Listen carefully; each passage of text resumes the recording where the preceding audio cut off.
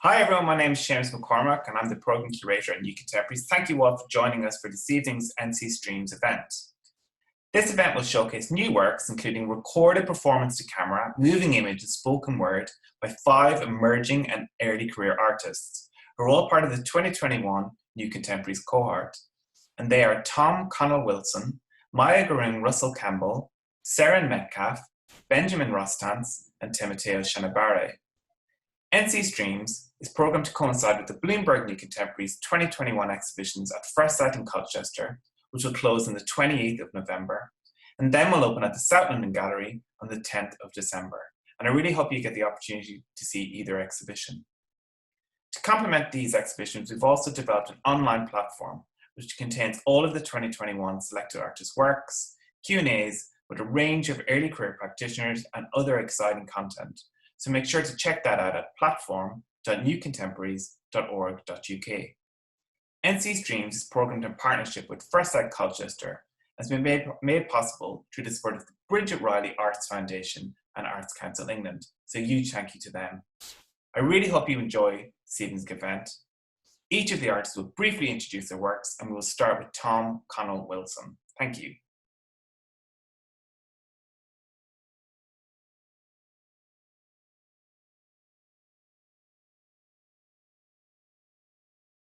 Hi, my name's Tom. I work primarily with moving image and writing.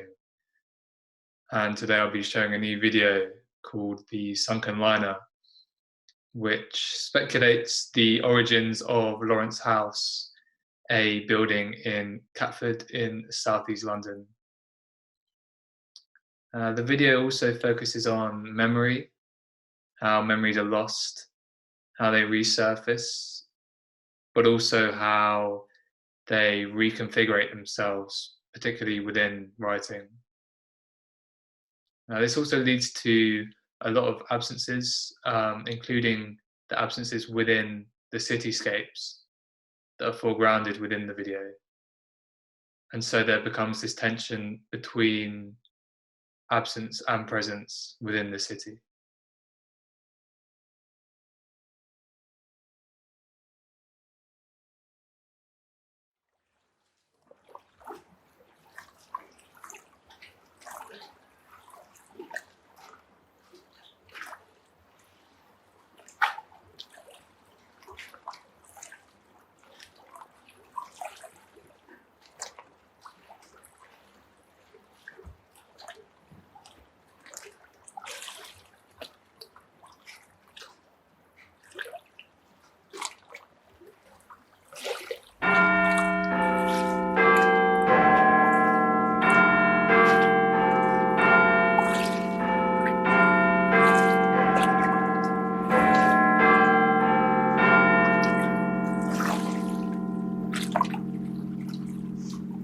From here, I will depart this melodious land, over the still horizon.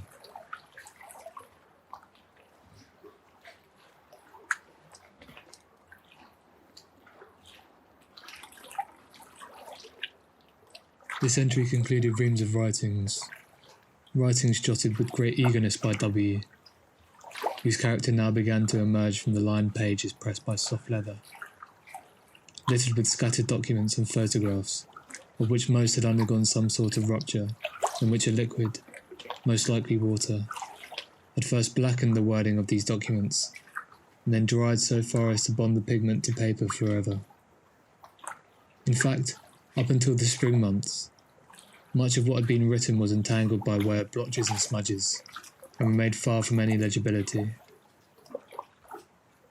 As was the case, W, who is attributed to this single letter only by the lack of an unabridged signature, emerged as literary fragments of surviving dates, times, and accounts to match. Of what was legible, W's pocket diary, which stumbled upon me incidentally during days of spring cleaning, contained entries differing greatly in detail. For some days, words gathered in triplets, times and sites penned without any resemblance to those that came immediately before or after. In others, entries are lengthy and pensive, often surprisingly descriptive. which welcomed the decoding of W. Of the photographs that sneaked between these writings, a slightly faded scan peered out. The scan revealed a bespectacled man, a man that seemed familiar with being photographed, and whose astute half-smile conveyed a singular knowingness that was quite overwhelming, even with pixelated eyes. In all the image's poor quality and intense greyness, his high forehead and white hair could not be separated from the brickwork behind him. Almost floating between pages, the scan seemed connected to another loose sheet of paper that belonged, like W's handwriting, to a different era. July 25th, 1925 was the date that preceded this following sentence. I, Louis Cortez, being in sound mind, declare this to be my last will and testament.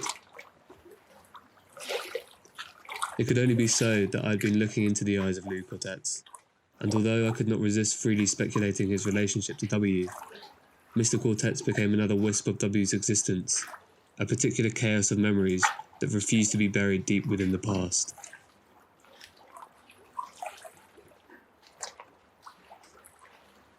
Searching for written evidence for some link that would bind W and Cortez together, I found nothing, stopping in frustration at an entry from April the 27th that was particularly languid, without nearing completion. It became significant to W's later entries.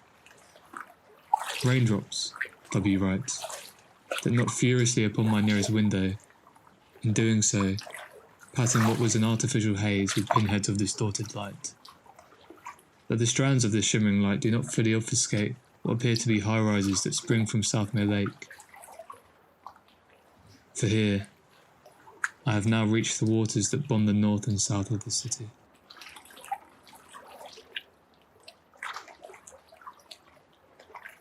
W, in the next few pages, jots down fragments of memories that circle Thamesmead, and what can be seen from 1992, notwithstanding that which can be seen now, describes land that has caved in on itself.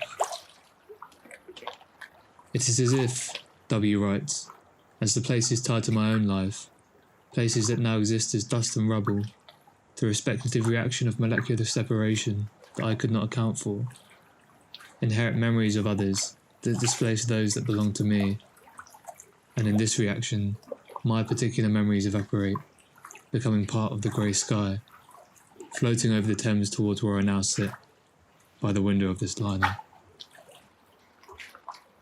I suppose, when crossing sheets of clouds, these memories diffuse into whatever else travels above London waters, and so do not fully resemble those which arise from dust and rubble in the first instance, but hit me with such an enthusiasm that exhausts the great anxieties I have held upon my return.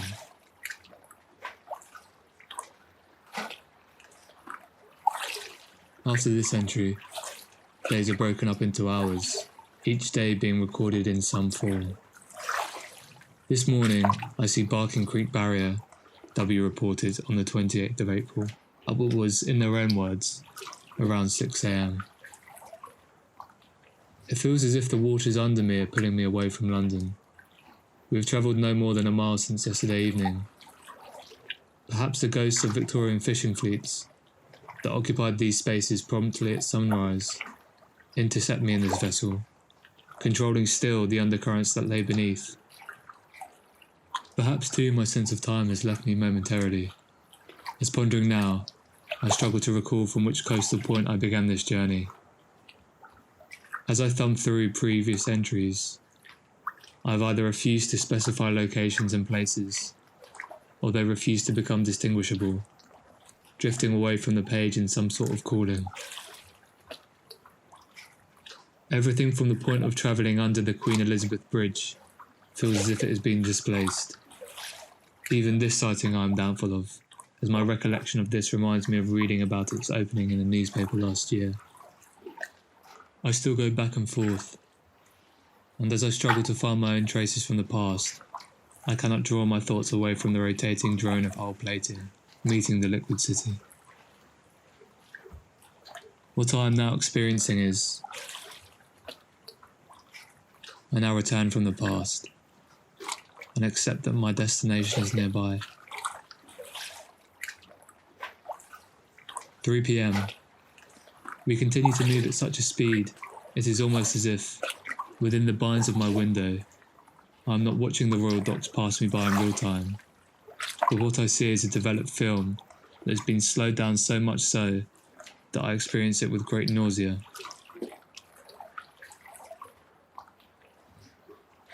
The 30th of April, notes W. I could not bear to write anything yesterday. I sense my surroundings flowing into the unrecognisable.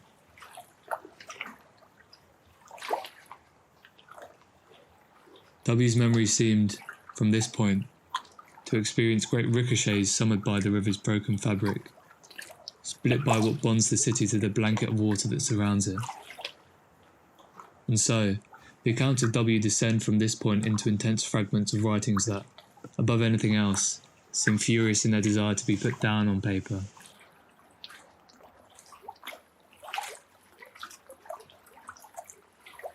We reached the Thames barrier. I can see it with my own eyes. I try to reach it, to grab it. We move up above. I've been ejected from the waters. I feel above the highest points of so much of the city. There is no noise now. I have blocked off all the noise. We travel through the skies. I become weightless. I become a passenger in all meanings. I'm travelling from each side of the liner, constantly to see everything, to see in which direction we are travelling.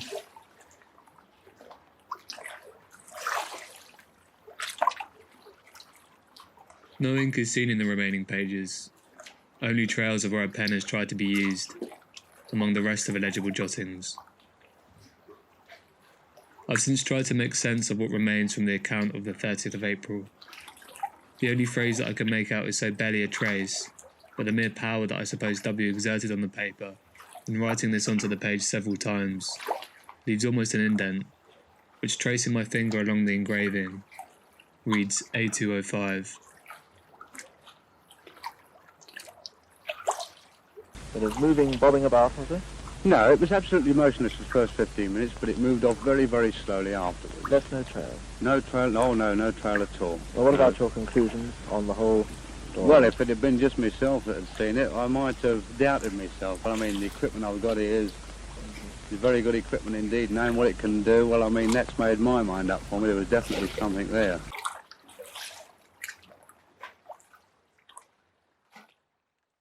When I now walk past the feet of this liner, which tuck themselves under the South Circular, what becomes clear is that the flowery band that sags over Lawrence House binds me to the earth.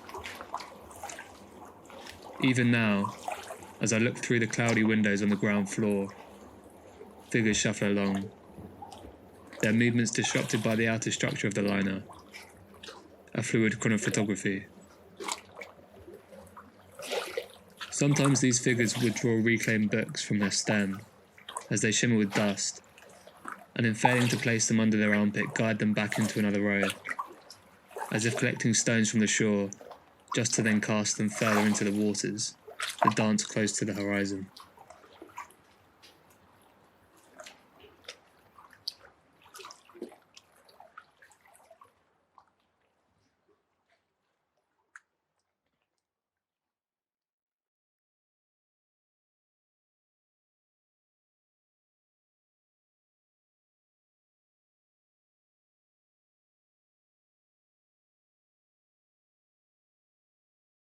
I'm Maya, I'm the director of Dancing with Otherness. Dancing with Otherness looks to music and movement as forms of liberation, activating the sight of the black female body as an archive and the space of transcendence beyond the confines of categorization. Dancing with Otherness combines improvised movement, music, and poetry, featuring dancer Adrian Ming, saxophonist Buster Woodruff Bryant, and drummer Ferris Meaton Russell. The costume is also designed by Shashamani Jackson. Thank you for watching. Our bodies are the archive. My body is the archive. Is our site of resistance, where our freedom happens. My limbs are bound up with preparation. Our limbs are bound up with liberation. This year I learned to devour without guilt, to dance with my otherness, in symbiosis with sound, light, movement, my holy trinity of transcendence. You will never contain my essence. I am without definition. I am plural, containing multiplicities.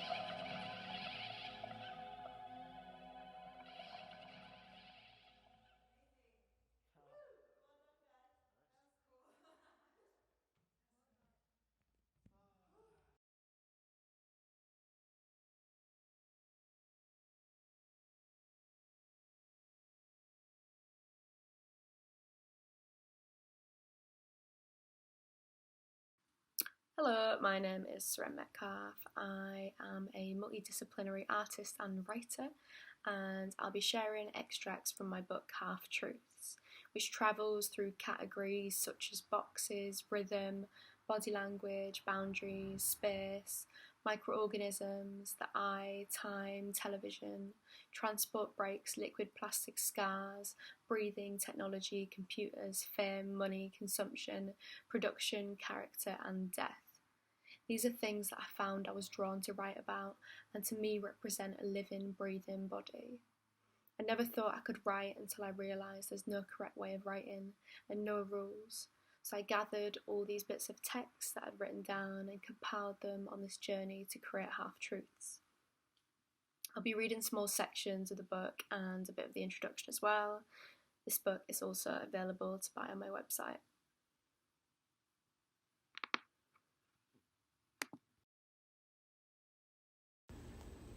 Introduction. I feel I have to address the idea of irony within the art world or within academia. I'm not sure if this usually exists or is just a complex I've created inside my own head. Since attending university, I cringe a lot more when I speak about how I feel about things on a deep or meaningful level. I've developed a horrible habit of being ironic or not being able to really like something or feel anything too deeply. This almost feels like an act of intelligence. Everyone has to be ironic and self-aware. It is all a joke and you are not allowed to take anything seriously, which has created an inaccessible humour and the feelings become institutionalised. It also most definitely feels like an ego game, especially within the art world. When I write, I'm going to write from the heart and from the cliché, in an attempt to erase old habits learned. This text will probably be a push and pull between the emotional and the material, the structured emotional. Observation is good, soppy is good, appreciating the beauty of everything is most definitely good, especially within current political and unpredictable climates. It's okay to live, laugh, love, eat, sleep, rave, repeat, or feel that home is where the heart is. The box. The house mimics the body. Walls act as the outside membrane resembling skin, tough enough to keep everything from flowing out, but victim to wear and tear over time, resulting in dryness. The electricity running through the pylons and into our houses acts as the central nervous system. We connect our devices to plugs as if connecting extra veins for the energy to flow in and out of. Bricks that build a house form visual barriers. Windows and doors become entry points for the eyes. It's still 2018 and it's dark. I'm walking home and I pass a row of houses. An occasional mindfulness overtakes the feeling of constantly thinking someone's going to jump out at me from the darkness. On this occasion, I look down in the basement window and see a family singing the last breath of a happy birthday song as a young girl blows out her candles. The smoke escapes through her single glazed windows and into my lungs as the candlelight burns to black. I think about how scrolling through Instagram feeds is the 21st century, walking past neighbours' houses and peeking in their windows. It's 2020, we're in the middle of a pandemic, and the four walls that were previously built around us now serve as PPE to protect us from the virus. Birds, foxes and even sheep pass the city zoo streets looking into the glass at the human enclosures. The window has been looked out of more times than can count. For those without gardens, in isolating high-rise apartments, the window serves as the only contact with the outside world. Counting the birds and planes that go by, and paying window cleaners just to see another person pressed against the double glazing, and even the homophobes are letting their children make rainbow flags to put on display. It's 2020 and I still do that thing of introducing myself to myself in the mirror, or repetitively counting the coins in my hands when in a queue, even though I know I got enough, or repeating the words, hi, can I have a large veggie deluxe meal with a Diet Coke, please and thank you, until it becomes a long string of nonsensical words and something completely different comes out my mouth. The obstacles still form barriers and create the choreography of social intervention. The objects that split a room, such as a desk or a bar, create a differentiation and box in the worker from the customer. The worker may enter the customer area when commanded, but but the customer rarely enters the workers' box. This box is for staff only. It's 2018 and I'm getting my first ever massage, and a lady touches me more than a tap on the shoulder. She asks me if I'd like it hard, medium, soft, or lemon and herb. I choose soft. She begins by lifting up my leg and carefully positions my heel on a collarbone, and then reaches into a pocket, revealing a bow. She begins to play my leg, using the fine hairs as higher notes and the thicker hairs as the lower notes. She proceeds to my back, moving more of medium than soft. She progresses too hard. A spotlight shines above her head, and the walls of the massage room turn to curtains and open as if an episode of Michael McIntyre's Unexpected Stars. The crowd is watching, and she begins to slap one hand after the other, creating epicenters for the fat on my body to ripple around. She moves her way down my shoulder to my bum cheeks. Her drum solo is about to begin. Space. I think about how the same spaces are used differently over time, and how they exist beyond my realm of experience within them. In 2003, I started to attend an after-school club in our local church. The lady who ran it worked in Tesco and used to get us packets of Tesco Value foam bananas to share. We get to have a piece of toast with Nutella or butter on, and on special afternoons we get beans too. Once you reach year 6, you got to help serve it, and I'd always give my mates extra Nutella. Now in 2020, Mum visits the same church for a craft group. She met Heather there, the lady who lives in the bungalow across our street. Her husband recently passed away after suffering from Parkinson's. Before he passed, I'd regularly look out the window and see he was frozen to the wall as if about to be searched. He liked to be independent and would refuse any help. He even had a scooter that looked more like a motorbike, and he'd ride it around the roundabout a few times and back, leaving a trail of beeping horns behind him. Mum went through a period of coming back from craft group with bags of seasonal coloured fabric, as the church needed her to sew some crosses to hang from the ceiling. I swear I'd never seen a Muslim's living room filled with so many crosses. It's 2017 and my family is staying in a villa in Cyprus. We are convinced the man who looked after the property lent it to us without the owner's consent. The rooms are filled with a strange aura, and the wardrobes are full of summer clothes, the type worn on over 50s cruise ships. Shelves filled with photo albums and the free discs you used to get with the Sunday Times, wedged between DVDs of Peter Kay's live tour.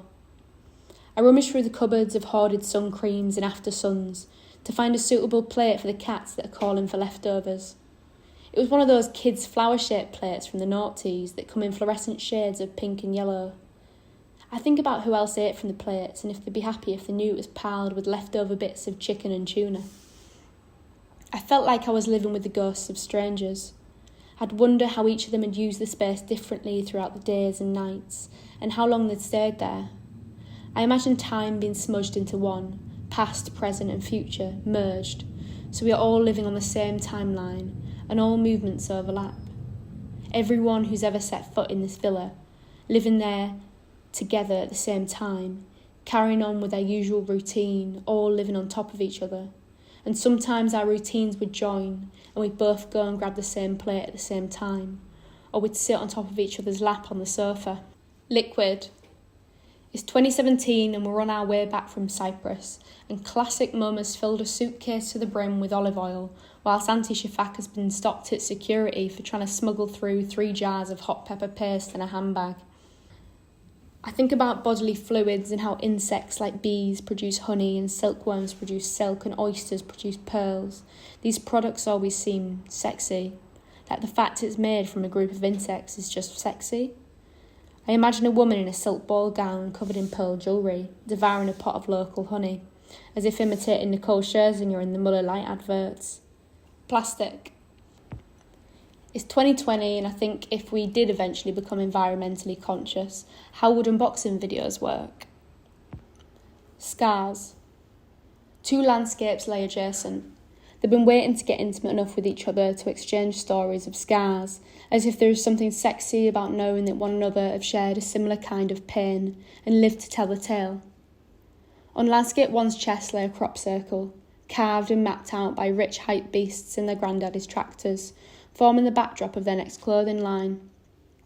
Landscape 2 has a paler colour to her. She tells the tale of the constellations of shallow craters which once scattered across a figure. These craters were created by the dogs of the land who'd pee on her furry green grass covering to mark their territory. Other dogs would come along and pee on top of the previous dog's pee, creating a pee chain, leading to a body becoming 20% land and 80% dog piss. It's 2005 and we're in Cyprus, laid out on the deck chairs, wondering why no one else is sitting by the pool. The heat steams my body as I feed my Nintendogs and breathe in my own evaporated sweat. It begins to get windy and in seconds a storm breaks out, vibrating the pool surface and blowing sand in circles around us. We hide underneath our towels to avoid the wind finding a space to form inside us. Instead, it pulls our Nintendo games from the pool table and spreads them across the damp tiled floor of the poolside. A few little blows position them in a rough chest-like formation on the ground. One more blow and they slide into the cracks of the pool grate, one by one, as if the energy of the storm concentrated itself into an intricate finger point. The storm made its way across the seafront, leaving brollies thrown to the ground and leaving me grieving for small cards of information, which contained Cooking Mama and Tamagotchi Corner Shop. On hot days, me and my sister would take trips to the frozen Isle of Iceland, shoving frozen petit pois under our armpits like briefcases filled with scriptures of how to stay cool during the unpredictable British forecasts. On cold days, we'd follow Mum around Tesco, waiting to pass the rotisserie counter, so we could get our turn to hug the steaming bag of chicken around the supermarket. If this day fell on a Monday, Wednesday or Friday, it was their turn, and if it was a Tuesday, Thursday or Saturday, it was mine. It was a fair deal, as on her Hug the Chicken Day, it would be my turn to ride in the front seat of Mum's Peugeot 107. Think about smoking in a romantic sense, smoking in films, versus smoking as a coping mechanism, smoking as an addiction. How smoke feels like such a texture of the past, the nostalgia that the old smoke smell that clung to my granddad's furniture, and the brown nicotine tinge that was left on his walls and fingernails.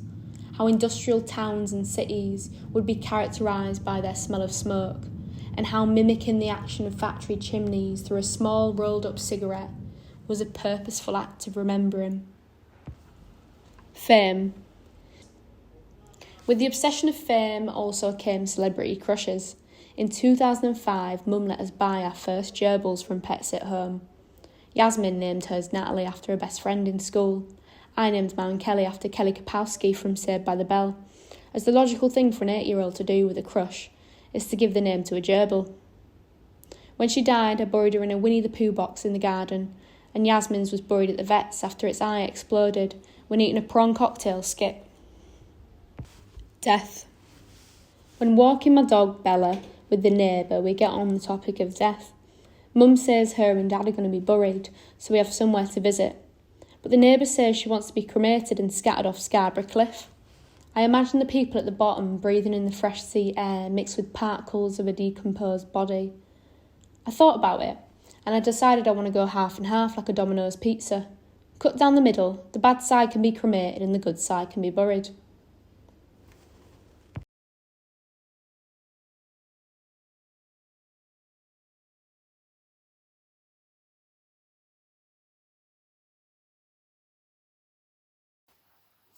Hi everybody, my name is Benjamin Rostance and you're watching a film I made called Somebody Else's Good Food. The film was shot directly onto a VHS tape into a big camera, so that's why it might look old. And essentially what it's about is it's a performative piece that I try to explain the difficulty of being an adult who I identify as being a survivor of child abuse. And also recognising that my inner child still exists and is still very much in need of support. There's still unresolved trauma there. So as an adult, what I'm doing in this video is allowing my inner child to spend recklessly on things that it wants, because ultimately my inner child built coping mechanisms that got me through my childhood to being an adult. So it's a very strange way of looking at that relationship. I hope you enjoy it. I'm very grateful for the New Contemporaries for showing it, and thank you for your time. Enjoy.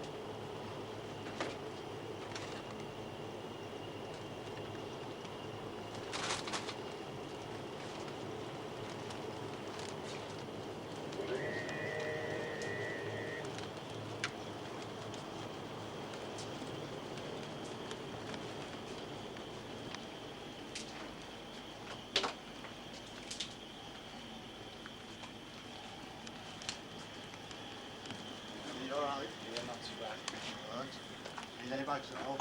No, of course. Thank you. No worries.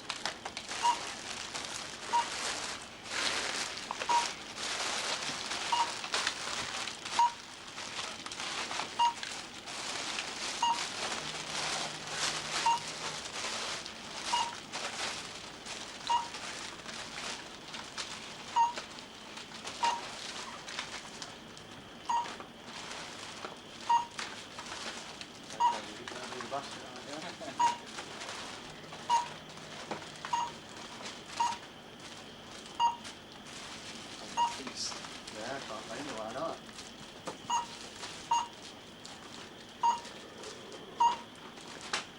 That's good, yeah.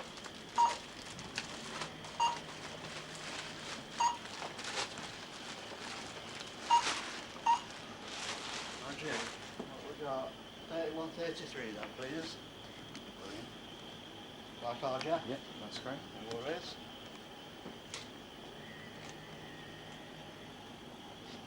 There you go.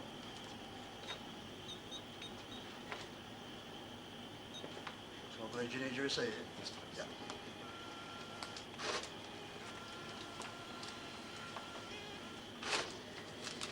Andrew, there you go. Thank You gonna help me pack in? Yeah, go. Yeah. Yeah. No worries.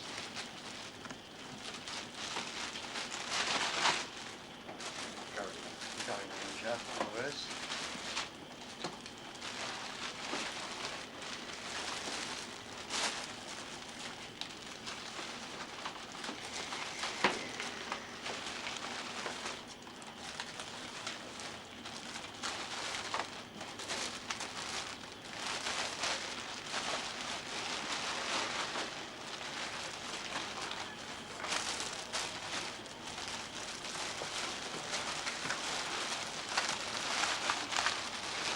Always worth fine to pack in.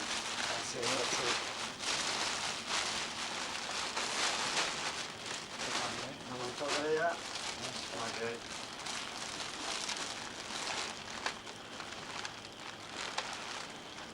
Nice one. Good, yeah. Right, cheers, thank you.